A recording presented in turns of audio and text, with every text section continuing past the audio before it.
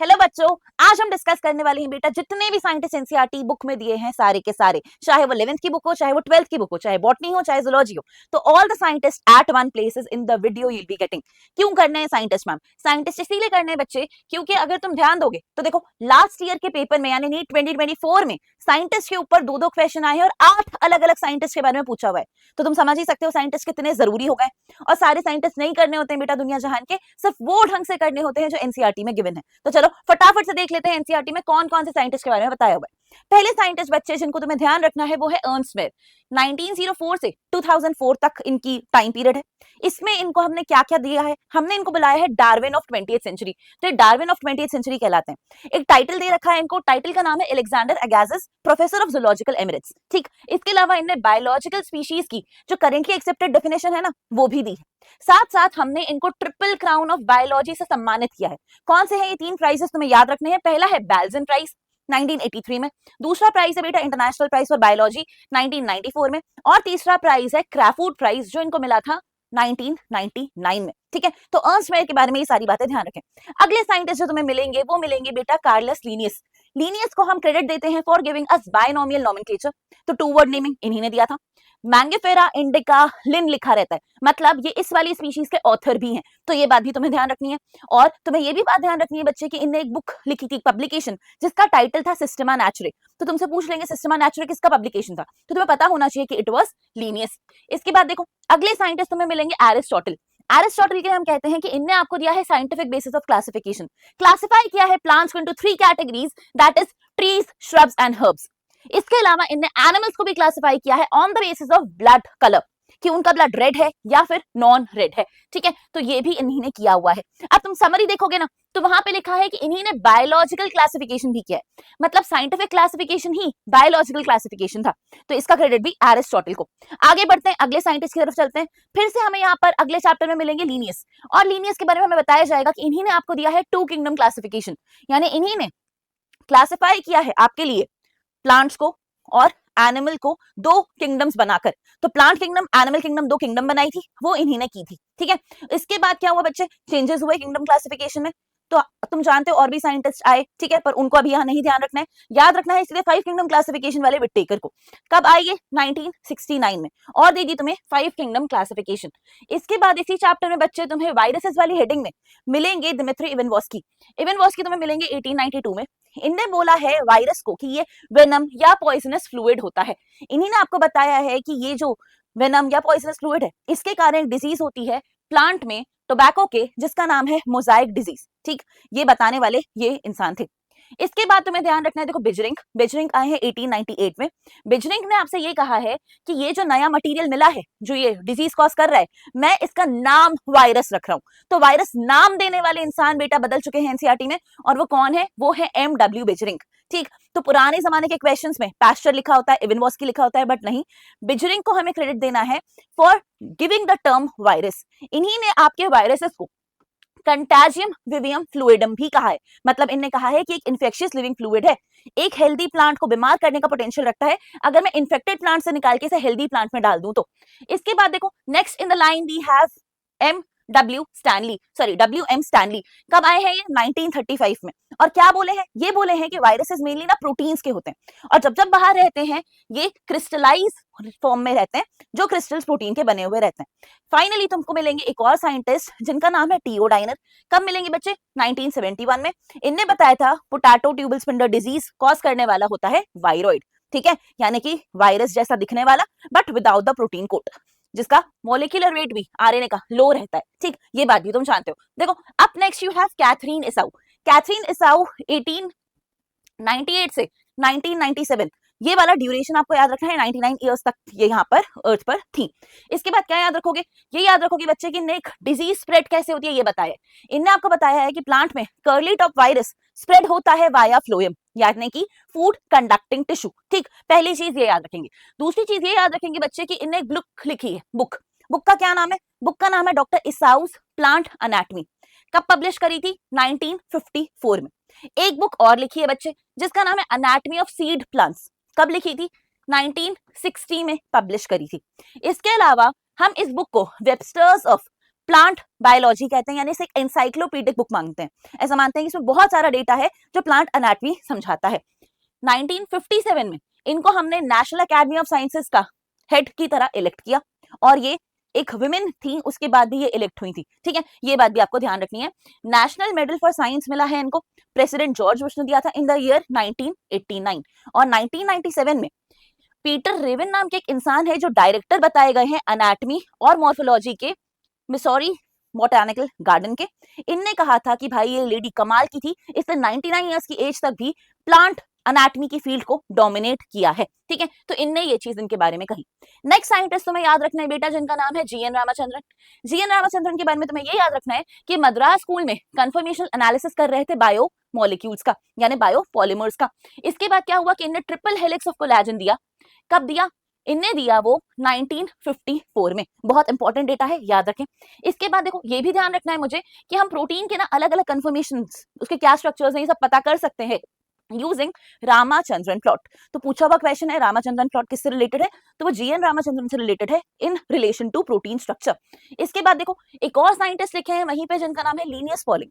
Linnaeus polling ने किया क्या था, इनने बेटा आपको मॉडल्स दिए थे अल्फा हेलिक्स और बीटा शीट के प्रोटीन स्ट्रक्चर में, तो आपको लीनियस पॉलिंग भी याद रखने। तो लीनियस पॉलिंग के वर्क से ही रामाचंद्रन इंस्पायर्ड थे। अब देखो आगे चलते हैं, अगले साइंटिस्ट मिलेंगे सेल वाले चैप्टर में, नाम है एंटन वॉन लीवेनहुक। एंटन वॉन लीवेनहुक ने सबसे पहले देखा और डिस्क्राइब किया था आपके लिए live cell. So he first saw and described a live cell, ये आप याद रखेंगे। फॉलोड बाय आपको याद रखना है रॉबर्ट ब्राउन। रॉबर्ट ब्राउन ने 1831 में आपके लिए डिस्कवरी की थी न्यूक्लियस की, तो न्यूक्लियस की डिस्कवरी रॉबर्ट ब्राउन 1831। फिर हम याद करेंगे बेटा मैथियस शील्डन। याद करते हैं हम जर्मन बॉटनिस्ट हैं, इन्हें सारे प्लांट्स को देखा था, ये कहा था कि प्लांट्स टिश्यूज के बने हैं, टिश्यूज अलग अलग टाइप के सेल के बने हैं 1838 में।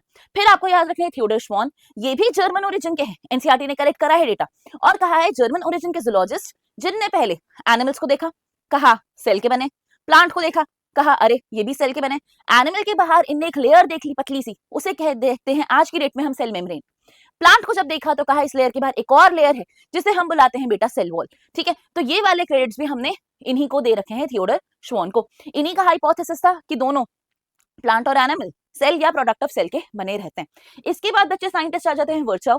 कब आते हैं? 1855 में।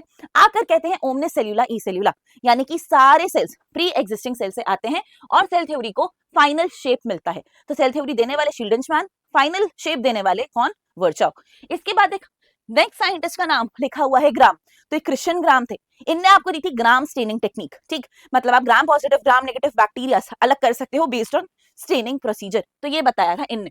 अगले साइंटिस्ट याद रखना बेटा सिंगर निकोलसन। कब आए? 1972 में। क्या दिया? The fluid mosaic model for plasma membrane. Next we have Camillo Golgi 1898 में। क्या किया इनने? इनने देखा कि न्यूक्लियस के पास कोई डेंसली स्टेन स्ट्रक्चर होता है, उस स्ट्रक्चर को तुम जानते हो, दैट इज गोल्गी अपैरेटस, तो वो कोई और नहीं गोल्गी अपैरेटस ही होता है। इसके बाद एक जॉर्ज पैलेट 1953 में। पैलेट आते हैं आपसे कहते हैं कुछ ग्रैन्युलर स्ट्रक्चर दिख रहा है, पहली बार ऑब्जर्व किया है मैंने, इलेक्ट्रॉन माइक्रोस्कोप में दिखता है घने घने पार्टिकल्स की तरह। जिस पार्टिकल की बात हो रही थी वो कौन था बच्चे? वो था राइबोसोम, तो राइबोसोम वाले जॉर्ज पैलेट, ठीक। इसके बाद आते हैं बेटा स्वेटबर्ग। स्वेटबर्ग ने कहा कि मैंने राइबोसोम्स की डेंसिटी को इनडायरेक्टली मेजर करने का तरीका बताया आपको। इस यूनिट को आप सेडिमेंट्री कोएफिशिएंट या मेरे नाम पे स्वेटबर्ग्स कोएफिशिएंट भी कहते हो या स्वेटबर्ग्स यूनिट भी कहते हो। नेक्स्ट यू हैव फ्लेमिंग, ठीक।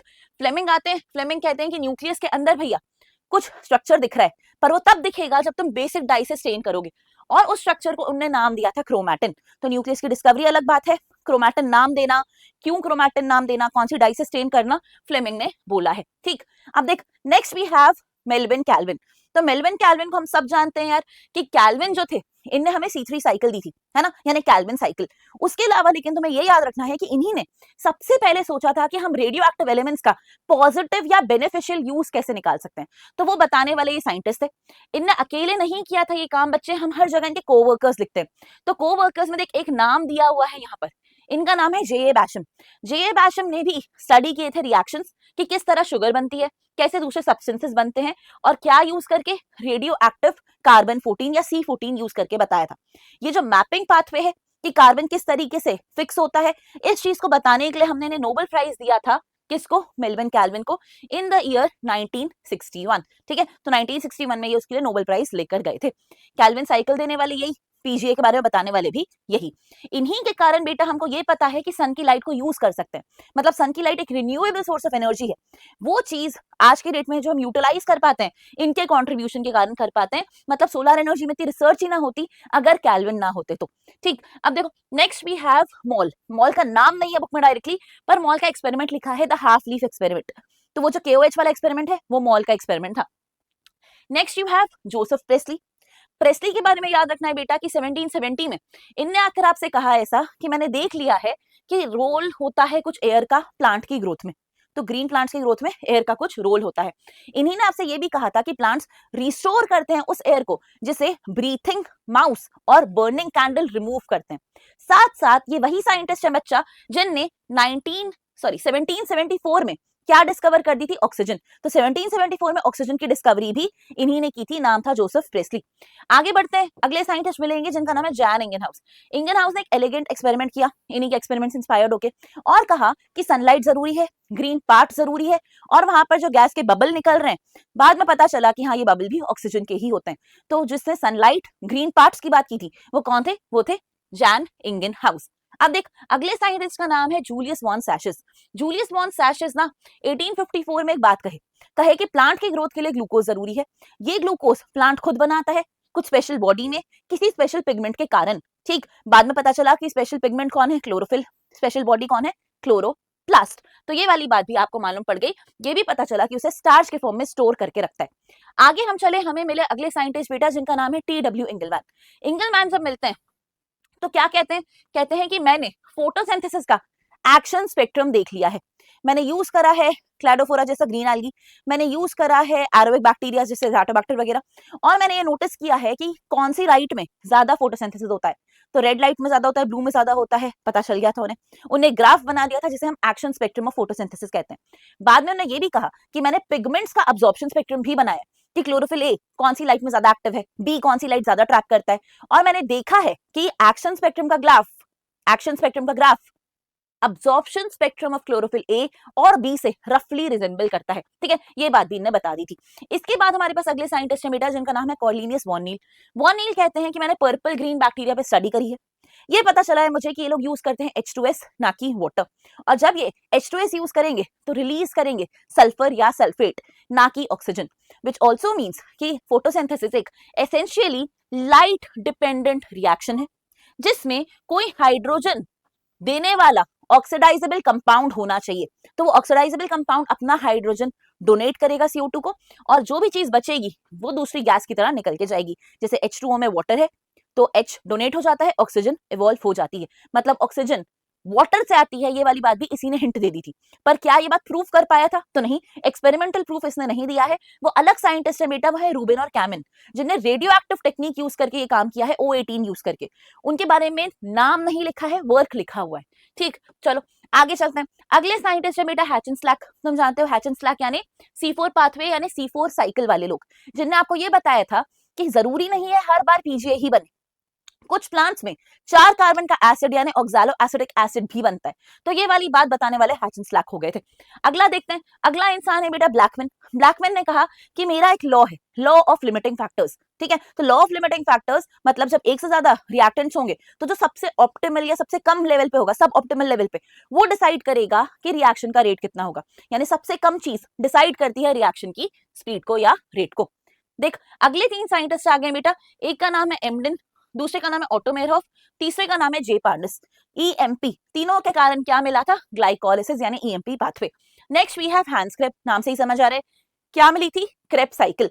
क्रेप साइकिल को TCA साइकिल यानी ट्राई कार्बोक्सिलिक एसिड साइकिल भी बोलते हैं। इसी को बेटा अपन सिट्रिक एसिड साइकिल भी कहते हैं। देखो अगले साइंटिस्ट हमें जो मिलेंगे, ये मिलेंगे चार्ल्स डार्विन और फ्रांसिस डार्विन। क्या है ये लोग, ये लोग क्या कर रहे थे, ये लोग बता रहे थे बेटा फोटोट्रोपिज्म। तो ये जो स्टडी कर रहे थे, ये देख रहे थे unilateral bending of plant towards light, कि एक डायरेक्शन से अगर लाइट आती है तो प्लांट भी उसी डायरेक्शन में बेंड करता है। तो ये बात फोटोट्रोपिज्म ये लोग समझने की कोशिश कर रहे थे। इसके बाद जो साइंटिस्ट याद रखने हैं वो है FW वेंट। इनने क्या किया था, इनने निकाल के दिखाया था आपको कोलियोप्टाइल ऑफ ओट सीडलिंग में से ऑक्सिन, तो ऑक्सिन को आइसोलेट करके इन्हीं ने आपको दिखाया है। नेक्स्ट यू हैव इज ई कुरसावा। क्या कर रहे थे, ये देख रहे थे बेटा, एक डिजीज पे स्टडी कर रहे थे जिसका नाम था बकाने डिजीज यानी फुलिश सीडलिंग डिजीज। किसमें होती है? राइस में। किसके कारण होती है? फंजाई के कारण, जिसमें एक केमिकल पाया जाता था जिसको हम आज की डेट में जिब्रेलिक एसिड बुलाते हैं। इसके बाद एक अगले आएंगे स्कूग और उनके कोवर्कर्स। स्कूग और उनके कोवर्कर्स ने आकर ये कहा था कि आप अगर नोटिस करोगे तो आपको पता चलेगा अकेला ऑक्सीजन टिश्यूज की ग्रोथ नहीं करा सकता या सेल की ग्रोथ नहीं करा सकता। उस ऑक्सीजन के साथ कोई दूसरा मटेरियल भी लगता है, जैसे डीएनए का एक्सट्रैक्ट, वैस्कुलर बंडल, या फिर आप देख लो कि आपको यीस्ट वगैरह की जरूरत पड़ रही है। और इनने ये कहा था कि जो भी कोकोनट मिल्क वगैरह आप यूज कर रहे हो, इनके अंदर कुछ तो केमिकल होता है अलग, जिसके बिना ऑक्सीजन काम नहीं कर पाता, यानी सेल डिवीजन पॉसिबल नहीं है। बाद में मिलर आते हैं। मिलर आकर आपको बताते हैं कि अरे ये जो सेल डिवीजन करवाने के लिए सब्सटेंस है, ये सब्सटेंस है काइनेटिन। इन्हें कहां से मिला था? एक फिश के स्पर्म से मिला था, हेरिंग फिश के स्पर्म से, ठीक है। बाद में प्लांट में ढूंढा गया तो काइनेटिन नहीं मिला बच्चे, वहां जियाटिन मिला था। तो कॉर्न कर्नल्स में से तुमने जियाटिन निकाला, बाद में कोकोनट में के मिल्क से भी जियाटिन निकाला बाद में, तो प्लांट में जियाटिन मिलेगा, बाकी जगह काइनेटिन हो सकता है। इनका पूरा ग्रुप साइटोकाइनिन कहलाता है। अब देखो अगले साइंटिस्ट है H cousins in the year 1910। Cousins आकर आपसे ये कहते हैं कि एक वॉलेटाइल सब्सटेंस मिला है मुझे, जो पके हुए संतरे में से निकल रहा है और कच्चे केले को पकाने का काम करता है, मतलब फ्रूट राइपनिंग कराने के लिए कोई वॉलेटाइल सब्सटेंस होता है। ये वाली बात आपको बता दी थी एच कजिन्स ने। और ये सब्सटेंस कौन है? ये है तुम्हारा इथिलीन गैस, ठीक। चलो इसके बाद देखते हैं हमारे ह्यूमन फिजियो में एक लिखे हुए हैं बच्चे, इनका नाम है अल्फोंसो कॉटी। अल्फोंसो कॉटी ने ना 1851 में पब्लिश किया था बेटा एक पेपर। इसमें इन्हें आपको एक स्ट्रक्चर बताया था कि कॉक्लिया के नीचे ना कुछ बैसिलर मेम्ब्रेन होती है, उसमें कुछ हेयर सेल्स होते हैं और इनका काम होता है साउंड के वाइब्रेशंस को नर्व इंपल्स में कन्वर्ट करना। उसके कारण हमने ऑर्गन ऑफ कॉटाई नाम दिया और अल्फोंसो कॉटी के कारण ही आपको ये चीज पता चली थी। देखो अब आ जाते हैं 12th की बुक के साइंटिस्ट पे। 12th की बुक में बेटा सबसे पहले साइंटिस्ट जो मिलेंगे वो मिलेंगे पंचानन महेश्वरी जी। पंचानन महेश्वरी जी को देखोगे ना तो पता चलेगा कि इन्हें एम्ब्रियोलॉजिकल एस्पेक्ट पे बहुत स्टडी करी है। तो जहां पर भी एम्ब्रियोलॉजी की बात है कि एम्ब्रियोलॉजी एंड टैक्सोनॉमी किसने करा, तो तुम्हें पंचानन महेश्वरी जी का नाम याद रखना है। इसके अलावा तुम्हें ये भी याद रखना है बच्चे कि इनने ना एम्ब्रियोलॉजी और टिश्यू कल्चर पे बहुत भयंकर पढ़ाई करी है। तो टिश्यू कल्चर जो एक टेक्निक है वो इन्हीं के कारण है। इन्हें आर्टिफिशियल इमेच्योर एम्ब्रियोज को कल्चर कराना सिखाया है आपको कि आप इमेच्योर एम्ब्रियोज को लैब में कैसे कल्चर करोगे। तो आज की डेट में ये साइंस का एक बहुत बड़ा लैंडमार्क है। तो इसी के कारण देखो हम आज की डेट में टेस्ट ट्यूब फर्टिलाइजेशन कराते हैं, हम आज की डेट में इंट्रा ओवेरियन पॉलिनेशन करवा पाते हैं और इसने इनको वर्ल्ड वाइड रिकॉग्निशन दी। तो इन साइंटिस्ट का नाम था पंचानन महेश्वरी जी। अब देखो next we have nobody else but George Mendel. Mendel को तुम बखूबी जानते हो। मेंडल का ये ईयर ऑफ स्टडी है कि इन्हें 1856 से लेकर 1863 तक स्टडी किया था। आपको दिए थे लॉज ऑफ इनहेरिटेंस, ठीक है। तो लॉज ऑफ इनहेरिटेंस देने वाले इंसान कौन थे? आपके लिए मेंडल थे। प्रिंसिपल्स ऑफ इनहेरिटेंस बेसिकली इन्हीं ने समझाया है। फिर देखो अगले साइंटिस्ट लिखे हुए हैं रिग्नार्ड सी पुन्नेट।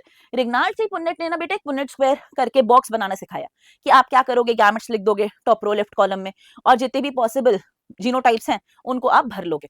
इसके बाद देखो अगले साइंटिस्ट हैं हमारे ह्यूजो डी राइस, कॉरिन्स और टेस्माक। ये तीनों लोग वो हैं जिनने मेंडल के वर्क को रीस्टडी किया था, यानी रीडिस्कवर किया था। तो तुम जानते हो मेंडल का वर्क एक बार में लोग एक्सेप्ट नहीं किए थे, रीपब्लिश हुआ था जब इनने वापस उसे रीडिस्कवर किया। तो रीडिस्कवर कर दिया था इन लोगों ने इन द ईयर 1900 अलग अलग प्लांट्स पे इंडिपेंडेंटली स्टडी करके। अगले हैं हमारे पास देखो सट्टन और बोवरी। सट्टन और बोवरी पढ़ रहे थे क्रोमोसोम का मूवमेंट और इन्हें कहा था इसका मूवमेंट तो वैसा ही है जैसा मेंडल अपनी जीन्स का यानी फैक्टर्स का कहता था, तो बिहेवियर इनका पैरेलल है। ये वाली बात इन दोनों ने पहले कही। फिर उसके बाद इनने मेंडल के प्रिंसिपल्स में क्रोमोसोम के मूवमेंट की नॉलेज को यूनाइट करा और बना के दी तुम्हें chromosomal theory of inheritance in the year 1902। ठीक, इसी चीज को एक्सपेरिमेंटली वेरीफाई करने के लिए हमें जरूरत पड़ेगी अगले साइंटिस्ट की जिनका नाम है टीएच मॉर्गन। और ये आपके लिए क्रोमोसोमल थ्योरी का एक्सपेरिमेंटल प्रूफ देंगे और एक्सपेरिमेंटल प्रूफ के साथ साथ बच्चे ये आपको बताएंगे कि क्या होता है लिंकेज और रिकॉम्बिनेशन। ठीक है, किस पे स्टडी करके? ड्रोसोफिला पे स्टडी करके। तो लिंकेज यानी physical association between the two genes, recombination मतलब क्रॉसिंग ओवर कि कितना नया वेरिएंट आ सकता है। ठीक, दोनों एग्जैक्ट ऑपोजिट टर्म्स रहेंगी। इनके बाद आपको मिलेंगे इनके स्टूडेंट जिनका नाम है एल्फ्रेड स्ट्रूटवेंट। ठीक, ये क्या करेंगे? ये आपके लिए जेनेटिक मैप्स बताएंगे जिसको हम रिकॉम्बिनेशन फ्रीक्वेंसीज की मदद से बनाते हैं, जिसको हम ह्यूमन जीनोम प्रोजेक्ट में बहुत इंटेंसिवली यूज करते हैं। अब देखो इसके बाद यहाँ हिंकिंग का नाम लिखा है कि इनने आपको बताया था एक्स बॉडी के बारे में। उसी एक्स बॉडी को आज के डेट में हम एक्स क्रोमोसोम कहते हैं। फिर तुम्हें एक साइंटिस्ट याद रखना है बेटा, लैंगडन नॉन। इनने क्या किया था? इनने डाउन सिंड्रोम के बारे में बताया था। ठीक है, तो साइंटिस्टों के नाम पे ही जनरली सारे सिंड्रोम्स रखे गए हैं। अब देख, अगले हैं हमारे फ्रेडरिक मिशर। मिशर ने क्या किया, आपको बताया कि भैया न्यूक्लियस के अंदर कोई एसिडिक मटेरियल होता है और क्योंकि वो न्यूक्लियस के अंदर होता है तो उनने इसको नाम दे दिया था न्यूक्लिन। फिर तुम्हें याद रखना है वाटसन क्रिक कुछ बढ़िया सा काम किया है, क्या दिया है, डबल हेलिक्स ऑफ डीएनए। तो डबल हेलिक्स ऑफ डीएनए इनने 1953 में आपको दे दिया था। क्यों दे पाए थे, क्योंकि ये जो दो साइंटिस्ट थे ना, फ्रैंकलिन और विलिकिंस, इनने इस वक्त एक्सरे डिफ्रैक्शन टेक्निक के बारे में आपको बता दिया था। तो एक्सरे डिफ्रैक्शन से आपको डीएनए दिख गया था, फिर उसका स्ट्रक्चर ये आपको समझा पाए थे। अब देखो यहीं पर स्ट्रक्चर समझाने में एक तो एक्सरे डिफ्रैक्शन की जरूरत पड़ी, दूसरी जरूरत पड़ी चार्गफ के बताए मेथड की, यानी कि चार्गफ ने जो बेस पेयरिंग बताई उसने इन दोनों की बहुत मदद करी। तो बेस पेयरिंग यानी ए के सामने टी, जी के सामने सी, वो वाली बातें चार्गफ के कारण पता चली थी। इसके बाद देख बेटा, जो हमारे फ्रांसिस क्रिक है, इनने एक चीज और दी है, वो क्या है, वो है सेंट्रल डॉगमा, कि मतलब unidirectional flow of information, DNA से आरएनए, आरएनए से प्रोटीन। तो ये कौन थे, ये थे क्रिक। क्रिक ने साथ साथ एक चीज और कही है कि कोई मॉलिक्यूल ढूंढो जिसको डीएनए की भाषा को जब आरएनए में कन्वर्ट करा जाए उसके बाद उसे पढ़ते भी बने आरएनए को, और आरएनए को पढ़कर अमाइनो एसिड लेकर आना भी आए। यानी कि कोई अडेप्टर टाइप का मॉलिक्यूल ढूंढो जो एक तरफ जेनेटिक कोड पढ़ेगा, दूसरी तरफ अमाइनो एसिड लेकर आएगा। तो इनका इशारा था कि ऐसा कोई मिलना चाहिए, और ऐसा कोई मिला भी। वो कौन था, वो था तुम्हारा टीआरएनए। तो टीआरएनए तुम खोज पाए क्योंकि इनने तुम्हें ऐसा खोजने को बोला था। देखो अगले साइंटिस्ट है बेटा ग्रिफिथ। ग्रिफिथ आए थे कब, 1928 में। क्या दिया था तुम्हें, द ट्रांसफॉर्मिंग एक्सपेरिमेंट। या इसी कारण तुम्हें पता चला था कि हाँ कोई मॉलिक्यूल होता है जो क्या कर सकता है, एक लिविंग ऑर्गेनिज्म के अंदर बदलाव ला सकता है, उसे किसी और चीज में बदल सकता है। जैसे तुम्हारा आर स्ट्रेन वाला जो बैक्टीरिया था वो एस स्ट्रेन में बदल गया था क्योंकि डीएनए मूव होके चला गया था। तो डीएनए मूव होके जाता है ये नहीं बता पाए थे ये, बट हाँ कोई मटेरियल जाता है, समहाउ ट्रांसफॉर्म होता है, ऐसा इनने आपको बता दिया था। अब देखो इसके बाद हमको 3 लोग मिले थे जिनका नाम था एवरी, मैक्लिओइड और मैककार्टी। और इनने आपसे कहा था कि जेनेटिक मटेरियल सच में डीएनए होता है। इनने इस चीज को, ग्रिफिथ के एक्सपेरिमेंट को बायोकेमिकली प्रूफ किया था। तो ये बायोकेमिकल प्रूफ दिए थे ग्रिफिथ के एक्सपेरिमेंट का। क्या दिए थे, बायोकेमिकल प्रूफ। लोगों ने माना, नहीं माना। लोगों ने कहा एक ऐसा प्रूफ बताओ जो हम मान पाए। तो फिर आ गए बेटा अगले साइंटिस्ट जिनका नाम है हर्शे और चेज, और इनने आपको दिया द अनइक्विवोकल प्रूफ। मतलब एक ऐसा प्रूफ जिसपे लोगों ने मुंह नहीं चलाया, सब लोगों ने मान लिया कि हाँ ये बात सही होगी। क्या यूज किया था इन्हें, बैक्टीरियोफेज और इकोलाई। ठीक है, तो तुमको याद रखना है फॉस्फेट मतलब फॉस्फोरस और सल्फर यूज हुए थे। अब देखो अगले साइंटिस्ट मिले तुम्हें मेसिल्सन और स्टॉल। मेसिल्सन और स्टॉल ने क्या किया, इनने नाइट्रोजन के वजन के हिसाब से सेंट्रीफ्यूगेशन की मदद से आपको ये बात प्रूव करके दिखाई कि डीएनए जो है वो सेमी कंजर्वेटिव मेथड से रेप्लिकेट करता है। अगले साइंटिस्ट जो आए बच्चे वो आए जॉर्ज गैमो। गैमो एक फिजिसिस्ट थे। इनने आपको बताया कि आपका कोडॉन ट्रिपलेट होता है, कोडॉन ट्रिपलेट होता है। अगले साइंटिस्ट आए बेटा जिनका नाम है हरगोबिंद खुराना। हरगोबिंद खुराना आते हैं और कहते हैं कि अरे आप आरएनए मॉलिक्यूल बनाओगे, इसको आप बना सकते हो, मैंने एक बढ़िया सा इसके लिए केमिकल मेथड डेवलप करा लिया है, और इसमें आप defined combination of basis use कर सकते हो, होमोपॉलीमर्स के या कोपॉलीमर्स के, और उसकी मदद से आप आरएनए बना सकते हो। फिर आए बेटा मार्शल नीरनबर्ग। नीरनबर्ग ने कहा ये काम हम सेल फ्री सिस्टम में करेंगे, मतलब सेल को यूज करे बिना टेस्ट ट्यूब वगैरह में प्रोटीन बनाकर देखेंगे डायरेक्टली। ठीक है, और इससे हमें कोड पता चल जाएगा, इससे हमें कोड पता चल जाएगा। तो हम डायरेक्टली अलग अलग कोडॉन्स की मदद से बिना टेम्पलेट यूज करे डायरेक्टली प्रोटीन बनाएंगे सेल फ्री मीडियम में। तो ऑब्वियसली बात है अब टेम्पलेट नहीं है तो एंजाइम लगेगा जो टेम्पलेट इंडिपेंडेंटली काम कर सके। तो ऐसा जो एंजाइम था ना वो दिया सेवेरो ओकाओ ने, इसीलिए इसको सेवेरो ओकाओ का एंजाइम कहते हैं। एंजाइम का नाम है पॉलीन्यूक्लियोटाइड फॉस्फोराइलेज। ये क्या करेगा, ये आपके लिए आरएनए पॉलीमराइज कराएगा एक डिफाइंड सीक्वेंस में, और वो भी बिना टेम्पलेट को यूज करे। यानी कि एंजाइमेटिक सिंथेसिस ऑफ आरएनए इस एंजाइम के पॉसिबल है। ठीक है, ये एंजाइम नहीं मिला होता तो ये काम नहीं कर पाते। तो ये वाली बात भी हमको ध्यान रखनी है। अब देखो अगले साइंटिस्ट है हमारे पास फ्रेडरिक सैंगर। सैंगर ने क्या किया है, सीक्वेंस एनोटेशन। ठीक है, और इन्हीं ने आपको बताया है कि कौन से प्रोटीन में कौन कौन से अमाइनो एसिड के कॉम्बिनेशन होते हैं। तो दोनों चीजों का क्रेडिट हमने इन्हीं को दे रखा है कि अमाइनो एसिड्स का सीक्वेंस प्रोटीन में। ठीक है, और दूसरी चीज क्या बेटा कि डीएनए को आप कैसे सीक्वेंस के थ्रू एनोटेट कर सकते हो। फिर तुम्हें याद रखना है कि कुछ US department of energy, national institute of health के बारे में लिखा हुआ है, उनने ह्यूमन जीनोम प्रोजेक्ट में कंट्रीब्यूशन दिया था। चलो इतने इंपॉर्टेंट नहीं है वो। फिर याद करो हरगोबिंद खुराना जी। अब यहाँ पर इनने तुम्हें जेनेटिक कोड क्रैक करने में मदद करी, ऐसा भी पूछ सकते हैं, है ना। मार्शल नीरनबर्ग ने कोड को डिसिफर करके तुम्हें दिया, ऐसा हम कहते हैं। और इसके बाद तुम्हें याद रखना है जेकब और मोनोड। क्या किया था इन्हें, लैक ओपरॉन मॉडल दिया था, और एलेक जैफरी जिनने बताया था डीएनए फिंगरप्रिंटिंग टेक्नोलॉजी। ठीक, तो ये हो गए सारे साइंटिस्ट जो एमबीआई में थे। अब आते हैं एवोल्यूशन के साइंटिस्ट पे। एवोल्यूशन में सबसे पहले मिलेंगे बेटा पैश्चर।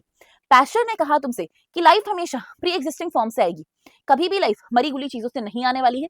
तो इनने ना थ्योरी ऑफ स्पॉन्टेनियस जनरेशन को डिस्कार्ड कर दिया था। इन्हें कहा था theory of spontaneous generation does not exist, A biogenesis नाम की कोई चीज नहीं वर्क करेगी। फिर आई बेटा ओपेरन हाल्डन। ओपेरन हाल्डन ने कहा कि life pre existing non living organic matter से आ सकती है, ठीक है, और यहीं से केमिकल एवोल्यूशन हुआ होगा। ठीक, तो इन्हें कहा अलग अलग जो ऑर्गेनिक मॉलिक्यूल्स होते हैं वो किसी तरीके से एक लिविंग सेल बनाने की क्षमता रखते हैं। तो ये वाली बात तुम्हें ओपेरन और हाल्डन ने कही। इसी चीज को तुम्हें सिमिलर कंडीशंस में लैब में करके दिखाया एसएल मिलर ने।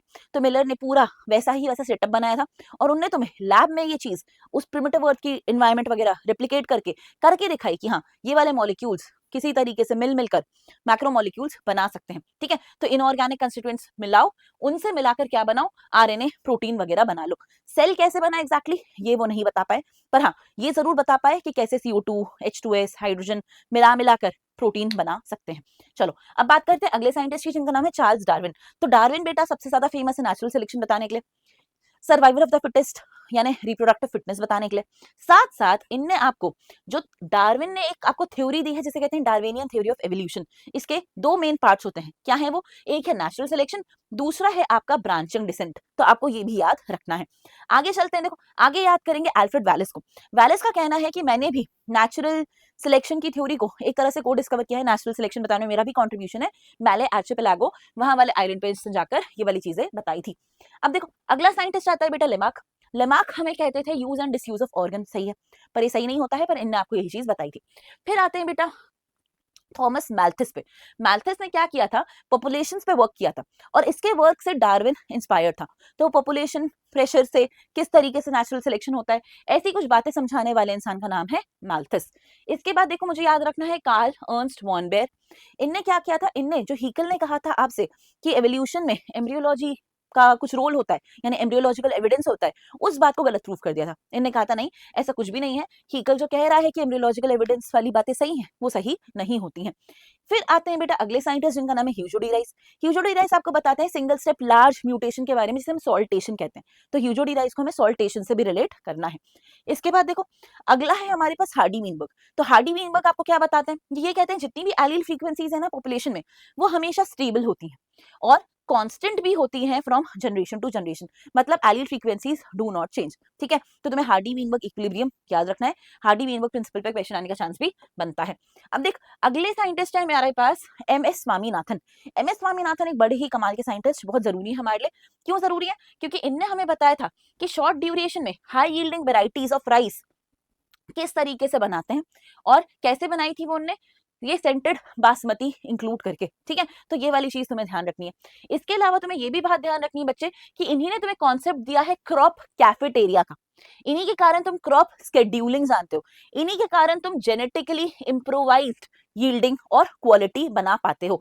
तो हाई यील्डिंग वेराइटीज वगैरह जो भी है यानी ग्रीन रेवोल्यूशन से जो भी मिला था ना, MS स्वामीनाथन का इंडिया में इसमें बहुत बड़ा कंट्रीब्यूशन है। और ग्रीन रेवोल्यूशन इन जनरल जिसका कंट्रीब्यूशन है उनका नाम है नॉर्मन बोरलॉग। ठीक है, तो नॉर्मन बोरलॉग के साथ एसोसिएट करके यानी कि पार्टनरशिप करके या कोलैबोरेशन करके ही Mexican variety of wheat India में इंट्रोड्यूस की गई थी ग्रीन रेवोल्यूशन के टाइम पे। इन्हीं के कारण आपको लैब टू लैंड या फिर फूड सिक्योरिटी जैसे कॉन्सेप्ट्स भी पता है। तो अगर स्वामीनाथन नहीं होते तो lab to land, food security, crop cafeteria, crop scheduling, इन सब चीजों के बारे में किसी को पता नहीं चलता। अब देखो अगले साइंटिस्ट है हमारे पास हिप्पोक्रेट्स। कुछ नहीं, वही गुड ह्यूमर हाइपोथेसिस वगैरह की जो बातें वही इनके लिए याद रखनी है।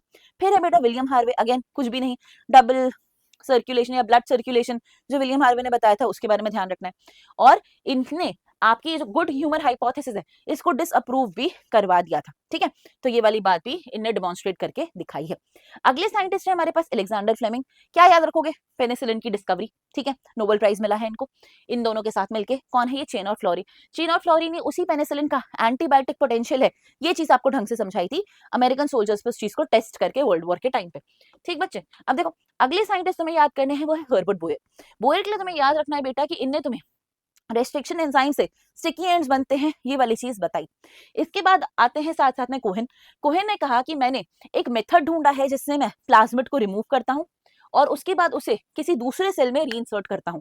तो एक सेल से प्लाज्मिड निकालता हूँ, दूसरे में रीइंसर्ट करता हूँ। ये वाली बातों को इसने डेवलप किया था। फिर क्या हुआ, जब इनने इन दोनों प्रोसेस को कंबाइन किया, तो डीएनए स्प्लाइसिंग को जब इन दोनों ने इस तरह से कंबाइन किया, तो इनको रिकॉम्बिनेंट डीएनए टेक्नोलॉजी के बारे में बहुत कुछ समझ आ गया। इनको ये समझ आ गया कि कैसे आप एक पीस निकाल के दूसरे में इंसर्ट कर सकते हो और नई नई चीजें मैन्युफैक्चर कर सकते हो, उनके अंदर स्पेसिफिक प्रोटीन्स बनवा सकते हो। तो ये एक ब्रेक थ्रू डिस्कवरी थी बच्चे, जिसके कारण बेसिकली बायोटेक्नोलॉजी फाउंड हुई। तो बायोटेक्नोलॉजी को फाउंड करने में इन दोनों का बहुत बड़ा कॉन्ट्रीब्यूशन रहेगा। अब देख, इसके बाद हमारे पास अगले साइंटिस्ट आते हैं जिनका नाम है रामदेव मिश्रा। रामदेव मिश्रा जी की अगर हम बात करें तो फादर ऑफ इंडियन इकोलॉजी कहलाते हैं, ठीक है, तो इनका फादर ऑफ इंडियन इकोलॉजी कहोगे। डार्विन आते हैं। डार्विन ने आपको बताया है एक्सपोनेंशियल ग्रोथ किस तरीके से होती है। तो इन्होंने आपको ये बताया कि अगर रिसोर्सेज अनलिमिटेड रही नेचर में तो ग्रोथ होती रहेगी होती रहेगी होती रहेगी, पर नहीं रही लिमिटेड अगर, तो फिर ग्रोथ एक्सपोनेंशियली नहीं हो सकती है, ग्रोथ को रुकना ही पड़ेगा, क्योंकि रिसोर्सेज एक डिफाइंड कैटेगरी में जाती हैं। वर्ल्ड्स और पर्ल, इनने तुम्हें लॉजिस्टिक ग्रोथ कर्व बताया, इसलिए तुम इसे वर्ल्ड्स पर्ल लॉजिस्टिक ग्रोथ कर्व कहते हो, ठीक है। फिर तुम्हें याद रखना बेटा कॉर्नेल। कॉर्नेल ने क्या करा है, इनने करा है एक एलिगेंट फील्ड एक्सपेरिमेंट, जिसे कॉम्पिटिशन से हम रिलेट करते हैं। यानी इन्हें बैलेंस और कैथेमिलिस वाली बात तुम्हें बताई थी कि कॉम्पिटिटिवली सुपीरियर स्पीशीज अगर है तो इन्फीरियर स्पीशीज को दिक्कत देगी। इसके बाद देखा बेटा, इसके बाद मुझे याद रखना है गॉस। गॉस के बारे में क्या याद रखना है कि गॉस ने बताया है कॉम्पिटिटिव एक्सक्लूजन प्रिंसिपल। कहता है दो क्लोजली रिलेटेड स्पीशीज अगर कंपीट करती है सेम रिसोर्सेज के लिए, तो ये कभी भी को एग्जिस्ट नहीं कर सकती। जो भी कॉम्पिटिटिवली सुपीरियर है वो इंफीरियर वाली को एलिमिनेट ही करेगी, ऐसा ये कहते थे। और ये कहते थे कि ये लेकिन तभी होगा जब रिसोर्सेज लिमिटेड हो। अगर रिसोर्सेज कम है तो सुपीरियर वाली इंफीरियर वाली को निपटा देगी। तो ये कहना था गॉस के कॉम्पिटिटिव एक्सक्लूजन प्रिंसिपल का। बट इसके बाद क्या हुआ, मार्क आर्थर है, और मार्क आर्थर ने आकर कहा नहीं ऐसा जरूरी नहीं है, स्पीशीज कैन को एग्जिस्ट अगर वो रिसोर्स पार्टीशनिंग कर ले, मतलब समय बांट लें अपना, फोरेजिंग एक्टिविटी का समय, क्या खाना है उस चीज का बंटवारा कर लें, तो को एग्जिस्टेंस पॉसिबल है। ये बताया था मार्क आर्थर ने। इसके बाद बच्चे देख, मुझे याद कौन रखने, मुझे याद रखने हैं रॉबर्ट में। रॉबर्ट में ने मुझे दिया है ग्लोबल स्पीशीज का एस्टिमेशन, और इन्हें कहा है 7 मिलियन के आसपास स्पीशीज होंगी। इसके अलावा अगर तुम देखोगे तो तुम्हें याद रखना है पॉल एलरिच। पॉल एलरिच ने तुम्हारे इकोसिस्टम को एरोप्लेन से कंपेयर किया है, स्पीशीज को रिविट से कंपेयर किया है, और तुम्हें दी है रिविट पॉपर हाइपोथेसिस। इसके अलावा बच्चे याद रखेंगे एलेक्जेंडर वॉन हम्बोल्ट को। एलेक्जेंडर वॉन हम्बोल्ट वो साइंटिस्ट हैं जिनने स्पीशीज एरिया रिलेशनशिप कर्व दिया था, जिनने कहा था कि आप जैसे जैसे एरिया बढ़ाते हो स्पीशीज रिचनेस बढ़ती है, but only up to a certain extent, ठीक है। तो ये वाली बात बताने वाले एलेक्जेंडर वॉन हम्बोल्ट थे। इनके बाद बेटा हम याद रखेंगे डेविड टिलमैन को। डेविड टिलमैन कहते हैं कि प्रोडक्टिविटी और स्पीशीज रिचनेस दोनों डिपेंडेंट होती हैं एक दूसरे पर। अगर ज्यादा स्पीशीज है तो प्रोडक्टिविटी ज्यादा होगी, कम्युनिटी ज्यादा स्टेबल होगी। अगर स्पीशीज कम है तो कम्युनिटी उतनी स्टेबल नहीं होगी और उतनी ज्यादा आपको प्रोडक्टिविटी भी वहां पर नहीं मिलेगी। तो ये बताने वाले इंसान थे बच्चे डेविड टिलमैन, ठीक है। तो तुमको इनके अलावा एडवर्ड विल्सन भी याद रखने, ठीक है, तो उनको भी याद रखना है तुम्हें बायोटेक्नोलॉजी से रिलेटेड, ठीक। तो इतनी चीजें तुम याद रखोगे, ठीक है। Sorry, biodiversity related socio biologist थे, तो एडवर्ड विल्सन को भी तुम याद रखना। तो इतनी सारी चीजें बच्चे तुम अच्छे से याद कर लेना। इतना अगर तुमने कर लिया ना तो तुमने सारे साइंटिस्ट कवर कर लिए हैं जो कि एनसीईआरटी में दिए गए थे। तो सारे ही साइंटिस्ट जो भी एनसीईआरटी में थे, देखो वो हमने सारे कवर कर लिए हैं। अब मुझे नहीं लगता कि ऐसा क्वेश्चन करने में तुम्हें कुछ भी दिक्कत होगी, तो चलो फटाफट से क्वेश्चन अटेम्प्ट करते हैं और देखते हैं हमसे बन रहा है यानी। देखना, पहला चीज लिखा हुआ है रॉबर्ट में, और मैंने तुम्हें अभी बताया कि इनने क्या दी थी, इनने दी थी ग्लोबल स्पीशीज डाइवर्सिटी, और कहा था कि वो 7 मिलियन के आसपास है। फिर मुझे मिले थे बेटा एलेक्जेंडर वॉन हम्बोल्ट, ये भी मैं जानती हूँ कि वो साइंटिस्ट है जो स्पीशीज एरिया रिलेशनशिप समझाए थे। फिर मुझे थे बेटा पॉल एलरिच, क्या दिए थे, रिविट पॉपर हाइपोथेसिस।